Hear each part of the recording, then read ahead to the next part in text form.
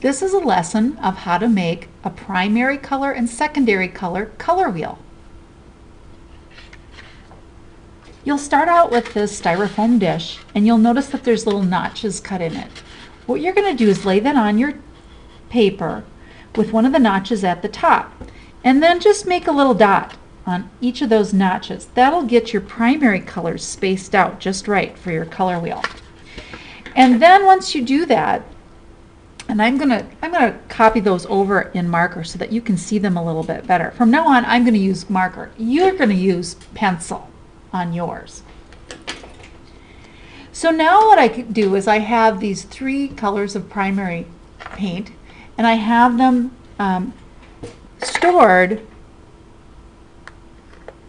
with a paper clip in. This will clear it if it's dried out or if it's not coming out very well. But I like these bottles because not a lot of paint comes out all at once because we just want small amounts.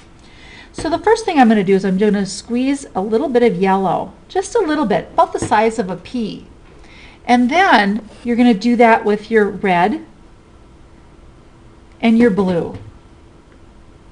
Now I want a bigger circle than that. So I'm going to take my paintbrush, make sure it's clean. I'm going to wash it in my water basin, and then I'm going to wipe it. I'm not going to tap it because I don't want to splatter. And then with your rag, go ahead and squeeze the water out. This paint already has water. It's not like watercolor paints where you have to add water. We don't want to get it runny. We want these colors to be nice and pure. And so I'm just going to make that into a bigger circle for my color wheel. Now I don't want to mix yet, so I'm going to wash my brush, dry it, and there's my red and the blue. Now on a color wheel, the colors in between are very important. If you look at the one that I already finished, the order is very important when you put your secondary colors on. It's not so important which place you put the primary colors in, but the secondary colors have to go in between the 2 primary colors that make it. So yellow and red equals orange, yellow plus blue equals green, and red and blue equal purple. If I put the purple where the green should be, that wouldn't make sense and your color wheel will be wrong.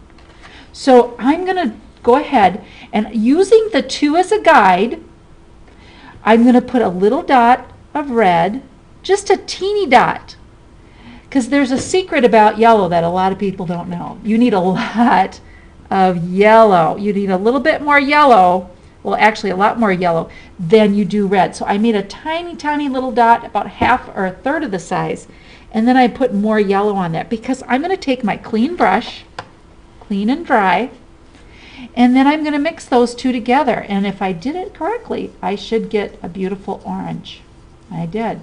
And notice I've got it in between the yellow and red, the 2 colors that made it. So this is kind of like the color family. The yellow is the mom and dad and orange is the kid. It's a blend of the 2 colors. Now I'm going to do the same thing with the yellow. I'm putting more yellow and just a tiny bit of blue. Notice I put yellow and blue in between the yellow and blue. Just a little bit of blue. Otherwise you'll get a blue-green. If yours looks really red-orange over here, you'll probably have to add a little bit more yellow. All right, now with a clean brush, and I did clean and dry that, I'm going to mix those 2 together. And I should get green.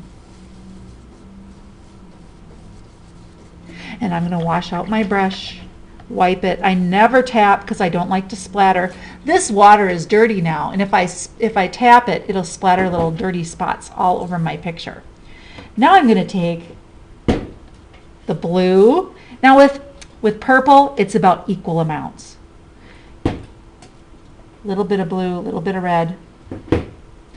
And then you mix those 2 and I get purple. Did you know that purple is the same color as violet? It's the same thing. A lot of people think violet is different, but purple and violet, you could call that violet or you could call it purple. It has a double name. Now we're going to connect the dots. And we're going to connect the primaries together in a triangle. A lot of times you'll see a color wheel that has a triangle in it. And those are all the primary colors. And I'm going to darken that in so you can see it a little bit better. Remember, I'm using marker. You can use pencil. And then I'm going to go like this, and I'm going to connect all the secondary colors. So I've got the primary colors together. It looks like a star. And I've got the secondary colors. And if you look on the color wheel on my wall, you'll see that it has a star on it too. Now in the middle, I'm going to mix all three primary colors together. And I'm going to just use a little bit of the blue and the red, and a little bit more, but not too much more, of the yellow. And I'm going to mix those all together, and you'll get brown.